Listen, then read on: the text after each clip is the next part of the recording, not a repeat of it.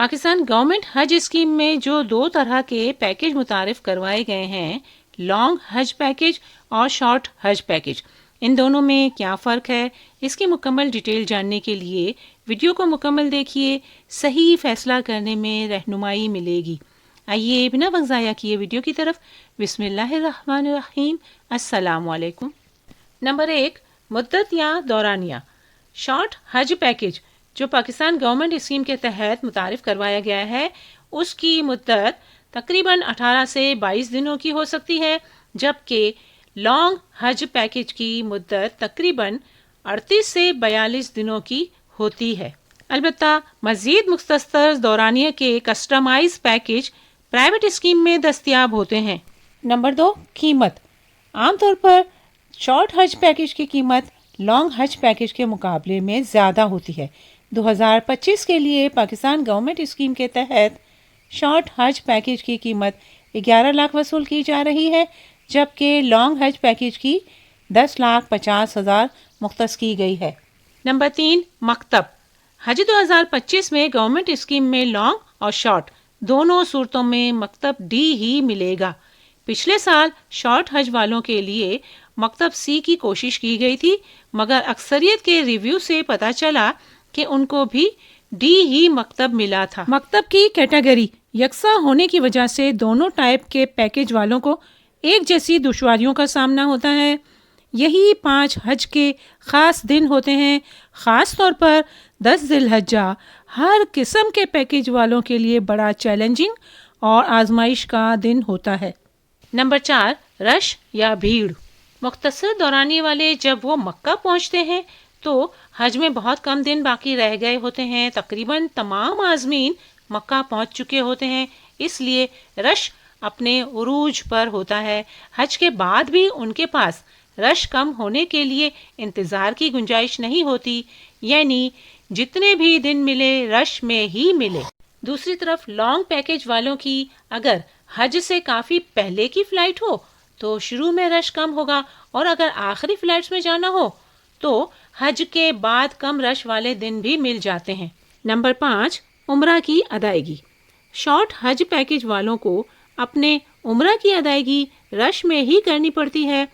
اکثر کیسز میں ان کو مطاف میں ہی جانے کا موقع نہیں ملتا اور چھت پر طواف کرنا پڑتا ہے، جبکہ لانگ حج پیکج والوں کے پاس کئی مواقع آتے ہیں حرم میں جانے کے، اور پھر ان کو تجربہ بھی ہو جاتا ہے کہ دن کے کون سے پہر میں رش زیادہ اور کب رش نسبتاً کم ہوتا ہے، اس لیے وہ اپنے ذاتی تجربے کی بنیاد پر مناسب وقت پر عمرہ بھی ادا کر سکتے ہیں، اور مطاف میں بھی جانا آسان ہو جاتا ہے، اور طواف بھی حرم کے قریب ترین جگہ سے کر سکتے ہیں۔ ہمارا تجربہ رہا ہے کہ جب انتہائی کم رش میں کعبہ کے قریب ترین طواف کرنے کا موقع ملے تو تقریباً 20 سے 30 منٹ میں 7 چکر طواف کے مکمل ہو جاتے ہیں، جبکہ مطاف کے کنارے کنارے اگر کرنا پڑے تو 50 سے 60 منٹ لگ جاتے ہیں، اور اگر چھت سے کرنا پڑے تو اس سے بھی زیادہ دیر لگ سکتی ہے۔ یہ ہر ایک کی اپنی صحت اور ہمت پر منحصر ہوتا ہے۔ نمبر 6، حتیم ملتزم اور حجر اسود تک رسائی۔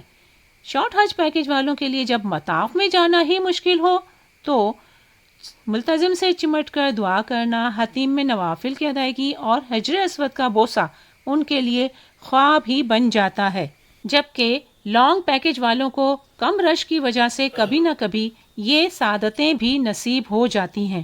نمبر 7، جمعہ کی برکتیں۔ شارٹ حج والوں کے لیے حج سے پہلے اور حج کے بعد بمشکل ایک جمعہ ہی ملتا ہے، چونکہ یہ حج سے پہلے آخری جمعہ اور حج کے بعد والا پہلا جمعہ ہوتا ہے، اس لیے سعودی حکومت کی طرف سے 8 بجے کے قریب ہی نقل و حمل منسوخ کر دی جاتی ہے۔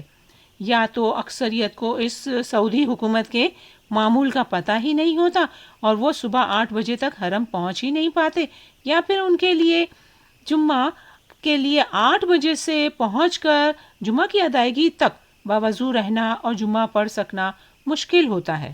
ایک بار پھر اگر طویل پیکج ہے تو کم نقل و حمل کے مسائل اور کم پابندیوں کے ساتھ زیادہ جمعے دستیاب ہوتے ہیں۔ نمبر 8، حرم تک رسائی۔ ایک تو شارٹ پیکج والوں کے پاس مکہ میں رہائش کے تقریباً 15 سے 17 دن ہی ہوتے ہیں، اور 5 ذی الحجہ سے حرم تک رسائی بند کر دی جاتی ہے، جو کہ حج کے بعد 15 ذی الحجہ تک معطل رہتی ہے۔ اس طرح تقریباً 10-11 دنوں کو نکال کر اب ان کے پاس صرف 6 سے 7 دن ہی باقی رہ جاتے ہیں جس میں عمرہ طواف کر سکتے ہیں، یعنی حرم میں عبادت کا کم ہی وقت رہ جاتا ہے ان کے پاس۔ جبکہ لانگ پیکج والے جب چاہیں کبھی پورا دن حرم میں گزار دیا تو کبھی نمازیں پڑھ کر تھوڑی دیر کو ہوٹل میں جا کر آرام بھی کر لیا۔ بہرحال ان کے پاس حرم میں زیادہ وقت گزارنے، زیادہ عمرہ کرنے اور زیادہ طواف کرنے کے کافی مواقع ہوتے ہیں۔ نمبر 9، زیارات۔